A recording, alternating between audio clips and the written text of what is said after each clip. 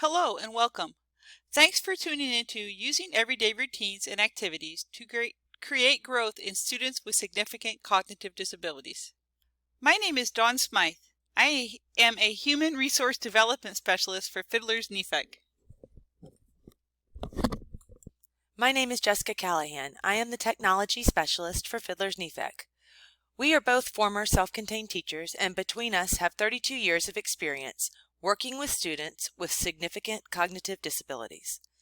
Fiddlers stands for the Florida Diagnostic and Learning Resources System. NEFEC stands for the Northeast Florida Educational Consortium. If you live in the state of Florida, you are served by a Fiddler Center, as there are 19 centers throughout the state.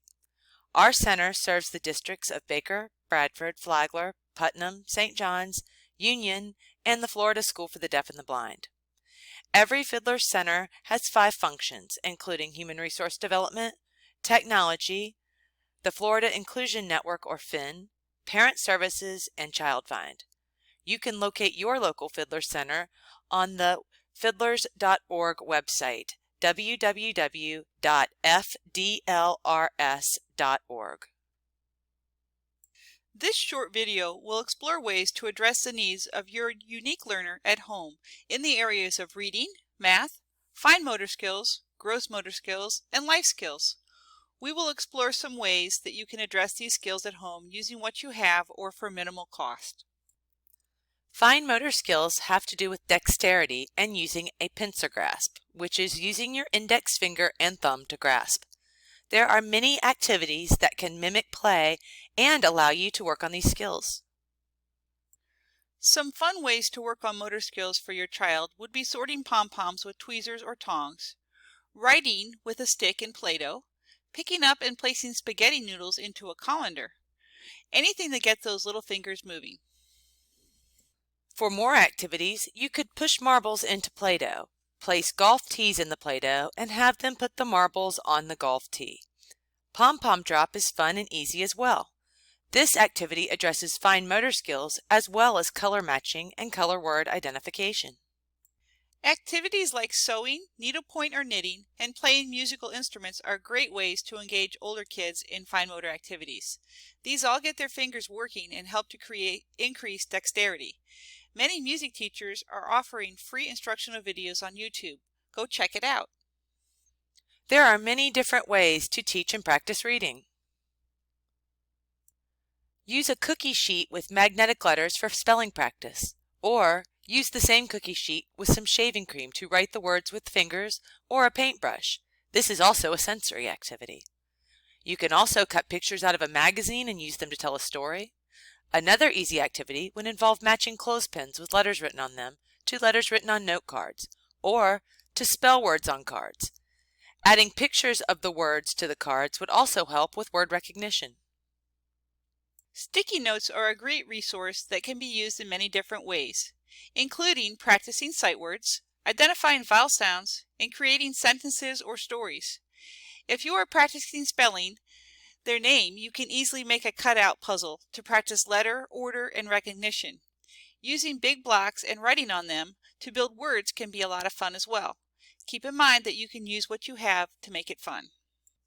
Reading and following simple recipes and other step-by-step directions, identifying and understanding signs in their environment, and completing job applications are all skills that older students need to learn and are great ways to teach and improve reading skills.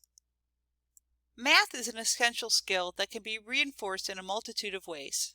Taking paper baking cups, writing different amounts on them, and giving your child coins to make change or do a simple coin sort like the one pictured here are great ways to work on money skills.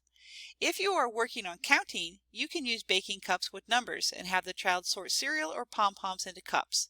Keep it fun and simple. Remember to use what you have. You can use a recipe to practice measurement skills and fractions. This will also address number recognition. Plugging numbers into a microwave is another way to address number recognition. There are many creative ways to work on math that involve play. Bowling, using sets, counting, and sorting or adding and subtracting objects that can be found around the house. You can find lots of ideas on the internet, especially on sites such as Pinterest. You can teach your student to count money using this method. Each red dot represents 5. Have your child use plastic or pretend money to purchase snacks or screen time. This method really worked well for my students and helped them understand how to count money. For older kids, you can get them adding with a calculator and using a grocery newspaper. Get 2 copies of the paper and create a shopping list, either with pictures or words, depending on your child's abilities. Then have them locate the items in the paper and add up to see how much it would cost, either with or without a calculator. Along with this process, you can be teaching how to make change and how to create and follow a budget. Math and life skills combined. Let's discuss how to work on gross motor skills at home.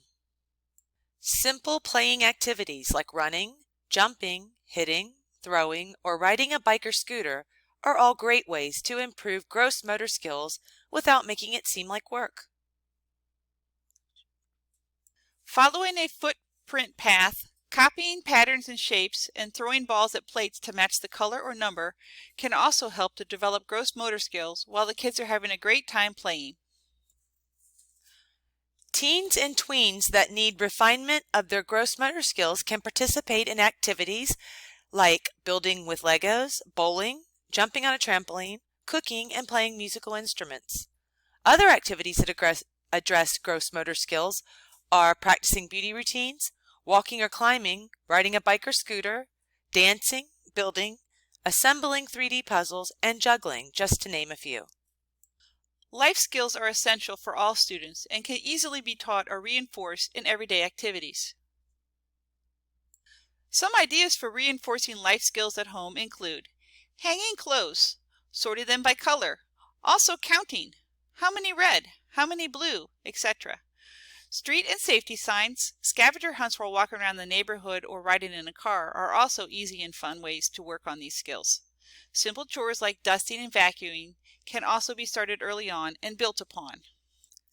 Having your child help you in the kitchen with baking and cooking are another fun idea of how to address life skills at home. Gardening or planting flowers and helping fold laundry are also important skills to teach your children.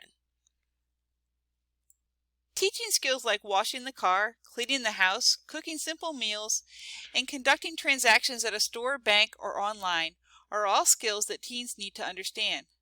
Additionally, learning time management by setting up a schedule and following it is an important skill. This can be done either on paper or on a phone or using an app. Keep calm and teach on. Take a deep breath, parents. We know it's hard, but you can do it. Are you looking for more tools? Look no further. Check out our Padlet with resources for every grade level and subject area. You are sure to find something here that you can use. We would really appreciate it if you could take a moment to fill out our very short survey, especially if you enjoyed the content. Please scan this QR code with your camera app or follow the link. Thank you for watching. If you have a moment, please check out our website at www.fdlrsnefec.org or scan the QR code with your camera app. There are lots of options for short instructional videos as well as longer webinars. If you have any questions for either of us, please use the email on the slide to get in touch. We are here to help with any needs that you may have. Have a great day and thanks for watching.